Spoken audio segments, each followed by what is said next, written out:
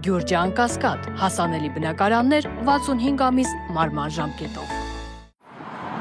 Հետընտրական երկուշաբթին Հանրապետության երկրորդ քաղաքում միանշանակ չմեկնարկեց Գյումրին կունենա ընդդիմադիր քաղաքապետ օդում կախված էր հարցը։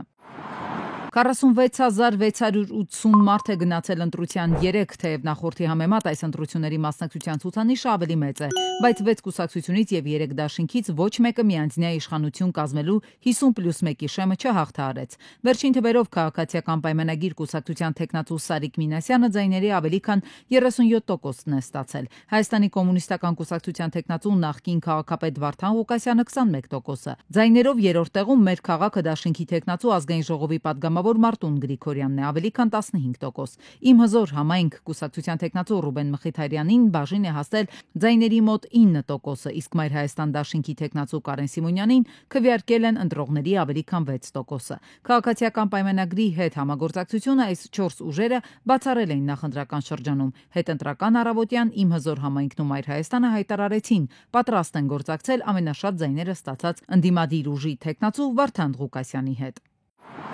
Հետո վարչապետ Փաշինյանն առավոտյան շնորհավորեց ընտրություններում հաղթած քաղաքական ուժերին եւ տեխնացուներին, ընդգծելով, թե ընտրողների կամքի վրա ապօրինի ազդեցության մասին բոլոր ահազանգերը պետք է մանրամասն քննվեն։ Ամենաշատ ձայները ստացած ուժի տեխնացուն Սարիկ Մինասյանն էլ իր հերթին Facebook-ում շնորհակալություն հայտնեց յուրաքանչյուր քվեի համար։ Խոսեց նաև նախկին քաղաքապետը Ղուկասյանը, ասաց սպասում են Մարտուն Գրիգորյանի արձագանքին։ Բայց ինչ որ լսել եմ հեռուստատեսությամբ, ինչ որ ինքը ասել է, որ անպայման մենք միանալու ենք, ուրեմն ընդդիմության դաշտը միասին է լինելու եւ ԿՊ-ն չի անցնելու քաղաքում, այդ լսել եմ ես ու տեսել ենք, բոլորս էլ լավ գիտենք։ Հիմա սպասենք նայենք։ Այս զարգացումների ամբողջ ընթացքում գյումրեցիները շունչը պահած սպասում էին ձայներով երրորդ տեղը զբաղեցրած մեր քաղաքը դաշինքի քաղաքապետի տեխնացուի Մարտուն Գրիգորյանի արձագանքին։ Միանում է արդյոք ընդդիմությանը փաստացի 4 ուժի իշխանություն ձևավորելով, թե ոչ։ Տեխնացուն թերևս Facebook-յան գրառում արեց միանշանակ որոշման մասին դեռևս չբարձրաձայնելով։ Ինչ քննարկումներ են ի վերջո կուլիսներում, կա վերջնական համաձայնություն, թե ոչ, ու ով կլինի Հանրապետության երկրորդ քաղաքի ղեկավարը դեռ բազմիմաստ լռություն է։ Գերմանիայի նախագահը նախքան Բաքու գնալը Երևան է եկել իր պատվիրակության հետ Ծիծեռնակաբերդի բարձունքում ծաղիկներ է խոնարել։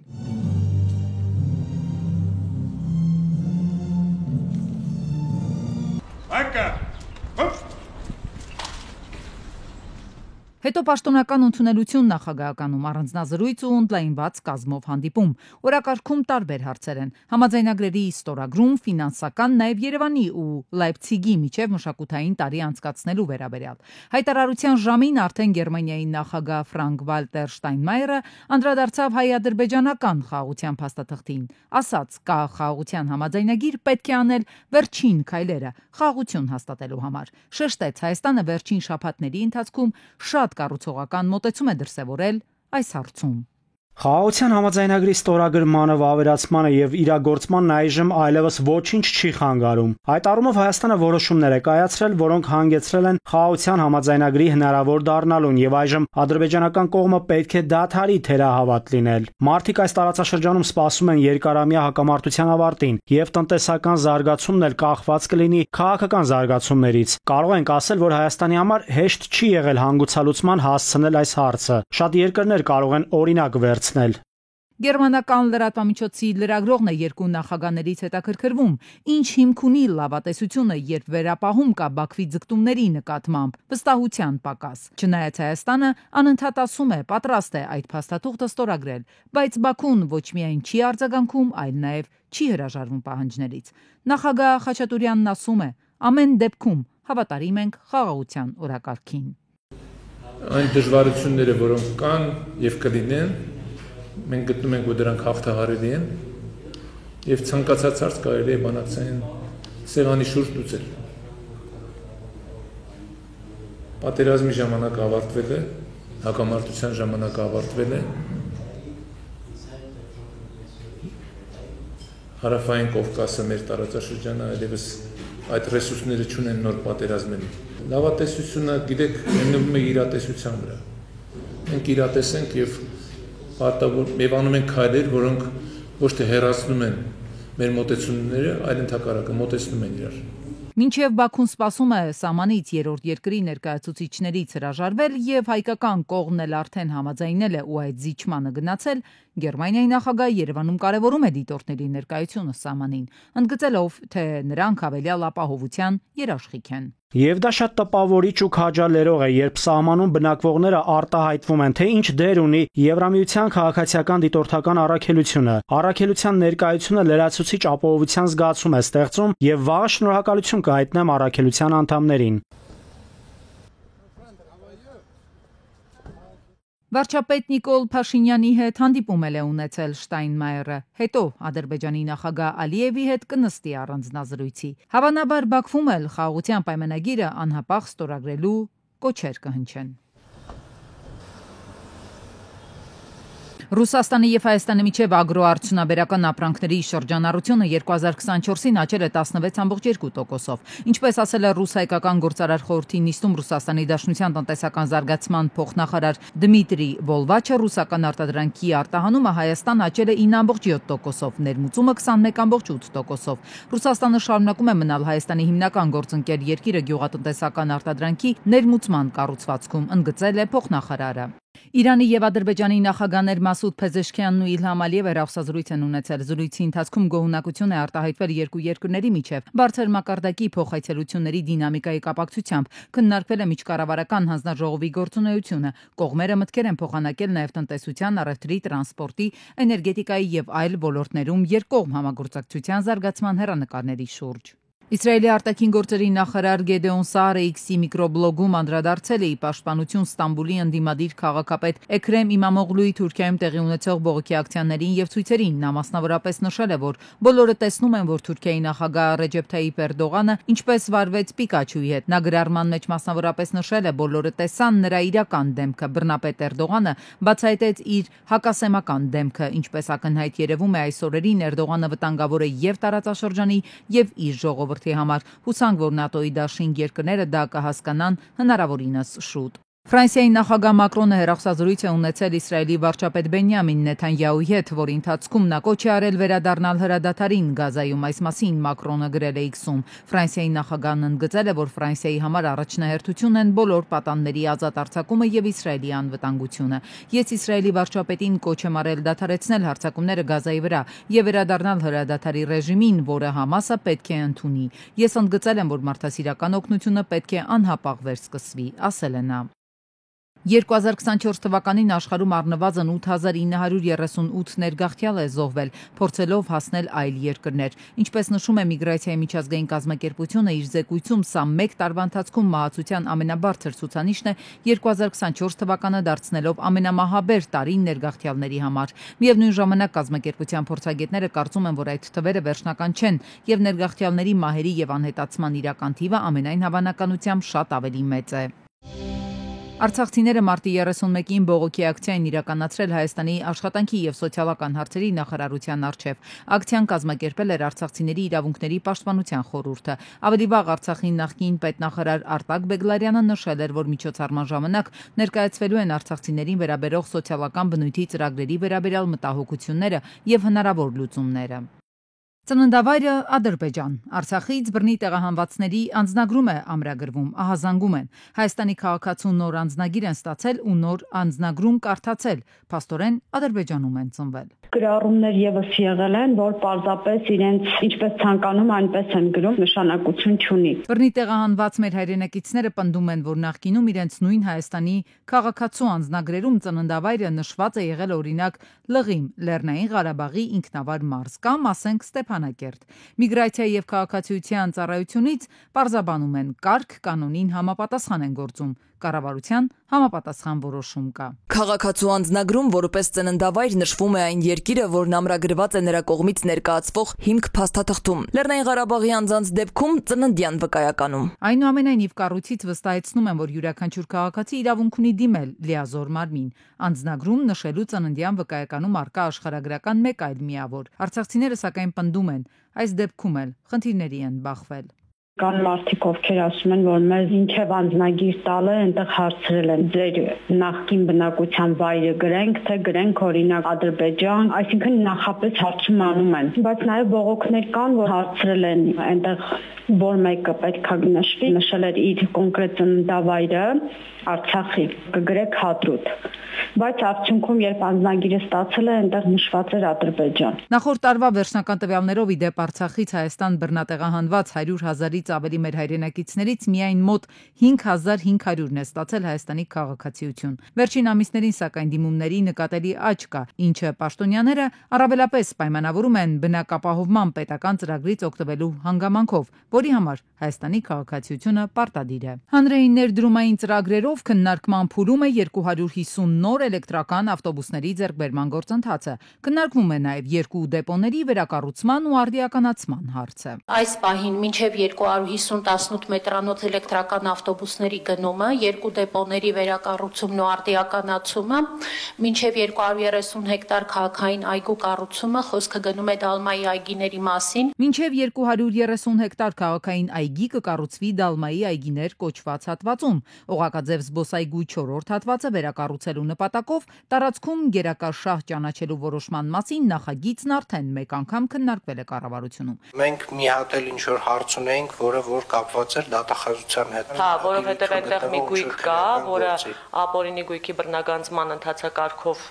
քննության առարկա է հանդիսանում, պիտի մենք դատախազությունից ստանայինք տեղեկատվություն, գրությամբ դիմել ենք, որպեսզի հասկանանք այդ գույքի նկատմամբ ինչ ռեժիմ պետք է գործի։ Ես առաջարկում եմ գերակաշահի որոշումը առաջ տանել կոմիտեում նորից քննարկել։ Օպերայի եւ բալետի ազգային ակադեմիական թատրոնի շենքը գեղարվեստական լուսավորություն կունենա։ Արդիականացման աշխատանքներն արդեն մեկնարկել են։ Երևանի սրտում գտնվող Թամանյանական գլուխգործոցը կլուսավորվի շուրջ 394 LED լուսարձակներով։ Վերջին 2.5 տարիներին Երևան քաղաքում կանաչ տնկարկները ավելացել են 45.8 հեկտարով։ Խոսքային տարածքների մասին է, որոնք եղել են հողային մակերեսներ եւ չեն եղել կանաչապատված։ Կառուցվել եւ հիմնանորոգվել է 85.500 գծամետր ոռոգման համակարգ, տնկվել է 20,000 ծառ, հատվել եւ դուրս է բերվել շուրջ 4,000 ծառ չոր եւ վթարային վիճակի։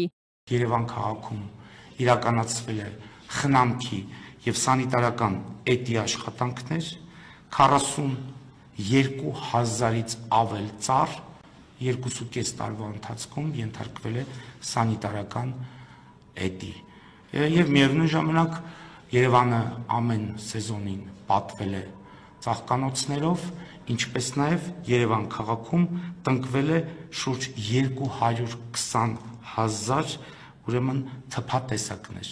Արդեն այս տարի Երևանում 10 հեկտարից ավելի տարածքում ուրբան այգիներ կհիմնվեն։ Աշխատանքների մեկնարկը տրվել է Ծիծեռնակաբերդի եւ Սարալանջի հատվածում։ Տարվա ընթացքում այդ ուղղությամբ նախատեսված են զգալի աշխատանքներ։ Մայրաքաղաքի օդի մաքրության հարցում շատ կարևոր են ուրբան այգիները։ 3 տարի է մենք վերնամուխ ենք եղել, այո, Երևանի այդ լանջերը, հարակից լանջերը, հատկապես դեպի հյուսիս այդ կողմից շատ քամոտ է Երևանը, որովհետև տուրբուլենտ քամիները ինվերսիայի արդյունքում վերին գոտուց գալիս են ներքև, սկսվում է շարժ, որը եւ թերմիկ է եւ դինամիկ, այսինքն եւ ջերմաստիճանային փոփոխություն է բերում եւ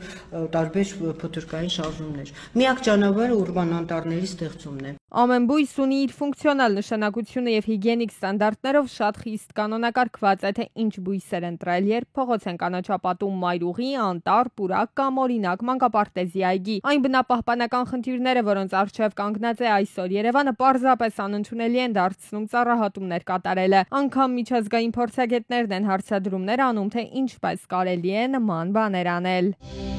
Մանկական շաքարային դիաբետ ունեցողներն արդեն 3 ամիս պոլիկլինիկաներից չեն կարողանում ստանալ իրենց հասու դեղորայքը, այդ թվում ծնողների խոսքով ամենակարևոր ու անհրաժեշտ ինսուլինը։ Համապատասխան քանակի չկա, որ բոլորին տան։ Ծնողներն ասում են առողջության պահպանման առաջնային օղակից այս պատասխանն են ստացել, երբ հարցրել են եւ ինչու։ Չեմ ուզում մեղադրել բժիշկներին, որ բժիշկները չեն տրամադրում, պետք է առողջապահության նախարարությունը տա, որ հիվանդանոցներում, պոլիկլինիկաներում կարողանան հիվանդներին ժամանակին հասցնեն։ Մեր երեխաները հացային միավորներով են սրսկում, չի հերիքում, չի հերիքացնում։ Դեղորայքի ստացման հետ կապված խնդիրը լուրջ է, բայց ոչ միակը, որին այս ընթացքում բախվել են շաքարային դիաբետ ունեցող երեխաներն ու նրանց ծնողները։ Հաշմանդամության թոշակն էլ են կտրել, գումարն էլ չեն ստանում։ Հիմա էլ հերիք չէ, մտավախություն ունեն, որ գուցե առաջիկայում անվճար բուժծառայությունները դառնան վճարովի։ Պետք է կարգ տրամադրվի, որ երեխաները կարողանան գոնե տարեկան մեկ անգամ անվճար պարկեն, իսկ եթե կարգ չտրամադրեն, թոշակ չստանան երեխաները, բոլորը լինելու է վճարովի, թե անալիզները, թե հիվանդանոցում պարկելը։ Ֆունկցիոնալության փորձաքննությանը շաքարային դիաբետ ունեցող երեխայի ծնողի խոսքով բոլորին նույն գնահատականն են տալիս, ինչը վերջինիս համար կասկածելի է։ Եթե երեխայի օրգանը չի աշխատում, ենթաստամոքսային գեղձը չի աշխատում, ինսուլին չի արտադրում տվյալ երեխայի մոտ, ոնց կարելի է մարդ համարվի լիարժեք առողջ անձնավորություն։ 18 տարեկանից հանում եք այդ հաշմանդամությունը, հանում եք այդ կարգը, այդ թոշակը, բայց արդյունքում շաքարը մնում է, չի անհետանում։ Փոխարենը սկզբից վերցնեն, ասեն գլյուկոմետրը տուր, տեսնենք շաքարը ինչ թվերի վրա է, տատանումները, չէ,